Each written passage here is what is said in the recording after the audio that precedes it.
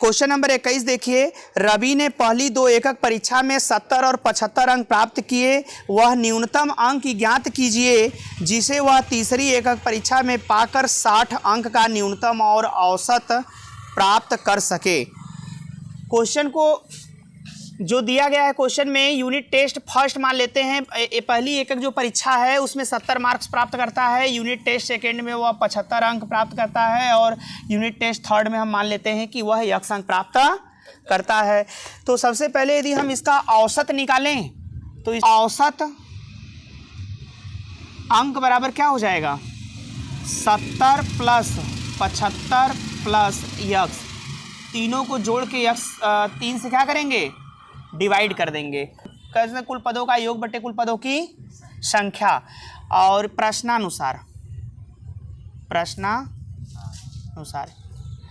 थोड़ा सा इसको हल कर लीजिए। 70 ये कितना हो जाएगा, 70 75 145 प्लस x बटे के 3। प्रश्नानुसार कह रहा है 145 प्लस x बटे के 3 बड़ा हो गया, बराबर होगा 60। कम से कम वह 60 अंक प्राप्त कर सके, ऐसा कहा है। तो यह ग्रेटर और इक्वल टू कितना हो जाएगा, 60। तो ये देखिए, इसको हम 3 से दोनों पक्षों में क्या करेंगे, 3 से दोनों पक्षों में गुणा करने पर, 3 से दोनों पक्षों में गुणा करने पर, दोनों पक्षों में गुणा कर दीजिए तो ये हो जाएगा 145 प्लस यक्स, इधर 3 कैंसिल हो जाएगा, इधर हो जाएगा 36 के 18 180। देखिए यक्स इधर है, दोनों पक्षों में से 145 घटा देंगे तो इधर हो जाएगा 180 अंश माइनस 145। तो यक्स बड़ा या बराबर होगा, 180 में से 45 घटाएंगे तो कितना आ जाएगा, 35।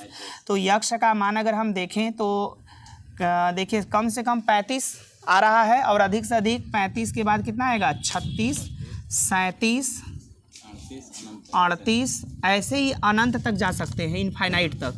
तो कह रहा है कि वह न्यूनतम अंक प्राप्त कर सके, कितना लाने के लिए, 60 अंक लाने के लिए। तो वह हम लिख सकते हैं यहाँ पे न्यूनतम अंक बराबर 35, यही आपका आंसर होगा। आया समझ में, आया समझ में बच्चों?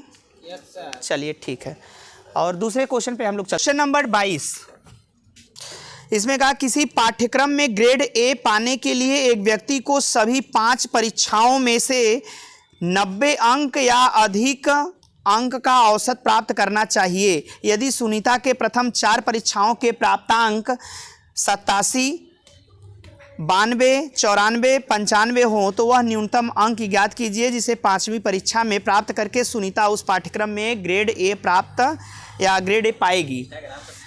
तो ग्रेड ए अगर 5वीं परीक्षा में पूछ रहा है कि कितना न्यूनतम अंक वो प्राप्त करेगी, फिर वही सवाल है जैसा 21 में था। तो इसको आप लोग देखिए, 5 परीक्षाएं 1 2 3 और ये हो जाएगा आपका 4 और ये हो जाएगा 5वीं परीक्षा है ना। तो 5 परीक्षाओं में पहली परीक्षा में वह न्यूनतम कितना अंक प्राप्त करता है बेटा, परीक्षा में 87 है, दूसरे में 92 और तीसरे में 94, चौथे में 95 और इसमें मान लेते हैं यक्स है। तो इसका औसत अंक आ जाएगा, निकालेंगे औसत अंक बराबर कितना हो जाएगा, 87 प्लस 92 प्लस 94 प्लस 95 बटे के प्लस x बटे के कितने हैं, 5 है ना, कुल संख्या 5 है। तो इस 5 से डिवाइड कर देंगे, पूरा जोड़ने पर कितना है बेटा, 368 प्लस x बटे के 5। प्रश्नानुसार प्रश्न क्या कह रहा है, प्रश्न ये कह रहा है कि यह 368 प्लस x बटे के 5 अधिक कम से कम कितना होना चाहिए, 90 ना के बराबर होना चाहिए। तो ये हो जाएगा आपका, हल करेंगे तो 368 दोनों पक्षों में 5 से गुणा कर दे रहे हैं ना, तो इधर हो जाएगा यक्स, ये हो जाएगा 9 5 45 450 यक्स बराबर लिखेंगे तो ये 445 यानी 450 माइनस 368 घटाने पर कितना आएगा 10 में से 8 गया 2 और यहाँ हो गया 14 में से 6 गया 8, 82। अब देखिए वह न्यूनतम अंक कितना आएगा, यक्स का मान यहाँ 82 होगा, 83 होगा, 84 होगा और ऐसे करके इनफाइनाइट तक चला जाएगा ना। लेकिन न्यूनतम अंक, हाँ न्यूनतम अंक बराबर कितना होगा, 82 होगा। न्यूनतम अंक कितना आएगा, 82 आएगा। आया समझ में बच्चों? चलिए ठीक है, तो इस प्रकार से अब हम लोग 23वें क्वेश्चन पे चलते हैं ना। 23वां क्वेश्चन है बेटा कि 10 से कम क्रमांगत विषम संख्याओं के ऐसे युग्म ज्ञात कीजिए जिनके योगफल 11 से अधिक हो। कह रहा है कि जिनके योगफल जोड़ने पर 11 से क्या हो, अधिक हो। तो आइए समझते हैं इसको हम। मैंने माना कि दो क्रमांगत विषम संख्याएं x और x+2 हैं।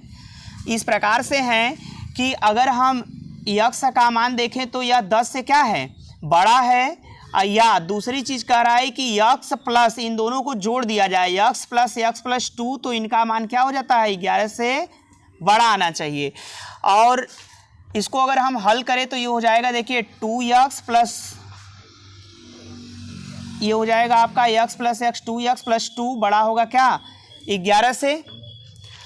और 2x बराबर -2 अगर घटा दें दोनों साइड से तो ये हो जाएगा 11 - 2 और 2x बड़ा होगा 9 से। x बराबर निकालें तो यह 9 बटे के क्या होगा, 2 हो जाएगा।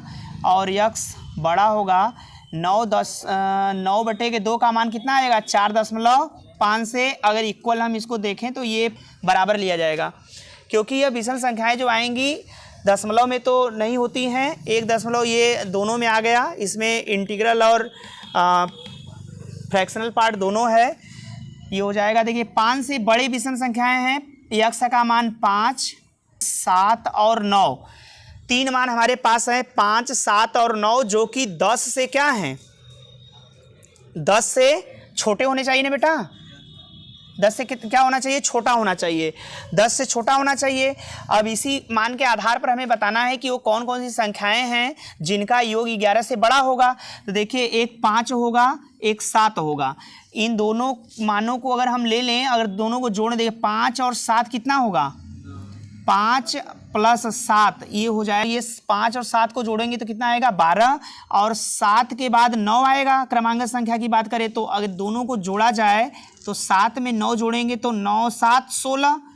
तो ये दो ऐसे मान हैं जो 11 से बड़े आ रहे हैं, और यही मान आपको प्राप्त करना था। तो हमारा उत्तर हो जाएगा, पहला हो जाएगा एक 5, 7 और दूसरा हो जाएगा 7, 9। इस प्रकार से हमें दो मान प्राप्त होते हैं, एक 5, 7 और दूसरा 7, 9।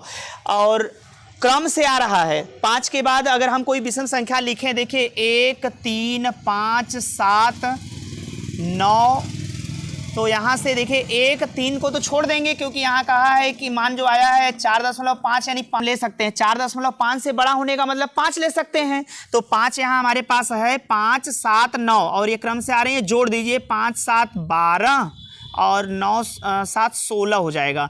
ये दोनों संख्याएं 11 से क्या हैं, बड़ी हैं, और इनका हम कॉम्बिनेशन लिख सकते हैं 5, 7, 7, 9, जो कि आपके आंसर होंगे। ठीक है ना, धन्यवाद।